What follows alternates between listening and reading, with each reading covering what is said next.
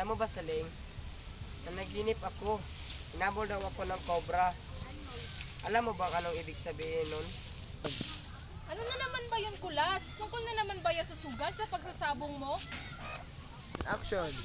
Baka susurtihin ako nito.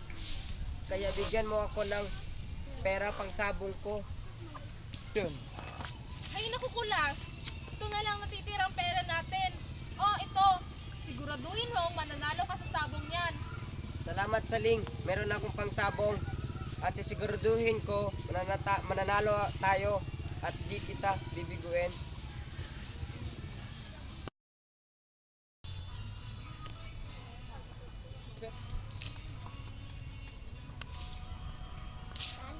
Action. Oh, Kulas, kamusta na naman ang sabong? Ako, Saling, talo na naman ako. Yan na nga sabi ko sa'yo eh. Sabong ka na sabong, palagi ka namang talo. Inaaksaya mo lang ang pera natin.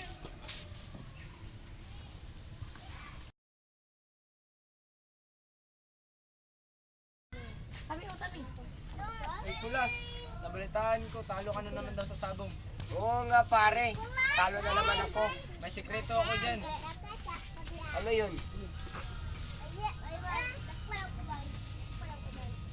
Salamat, pare. Yan lang yun, pare.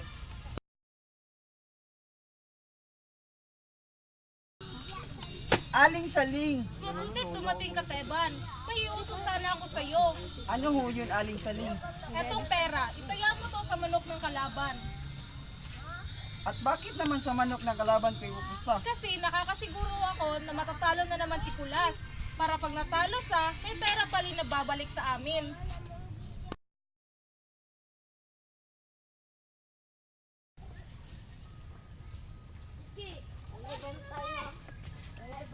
O Kulas, kamusta naman ang sabong? Natalo na naman ako. Aling Saling! O Teban, sana yung perang pinataya ko sa'yo. Sayang, natalo. Eh bakit talo? Eh talo din si Kulas. Ano ba nangyari? Kasi binalian ko ng buto ang manok ko at doon ako tumaya sa kalaban. Eh bakit talo ka pa din? Kasi nung labanan na, tumakbo ang manok ng kalaban at natakot sa manok ko. Ha, kaya pala.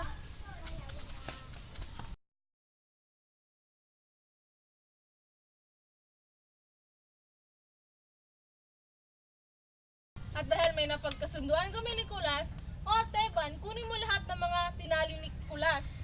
At dito ka na rin maghapunan. Masusunod ho, Aling Saling. Bye-bye, Kulas.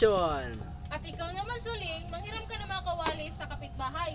At sabihin mo, dito na rin sila kumain. Sige po, Aling Saling.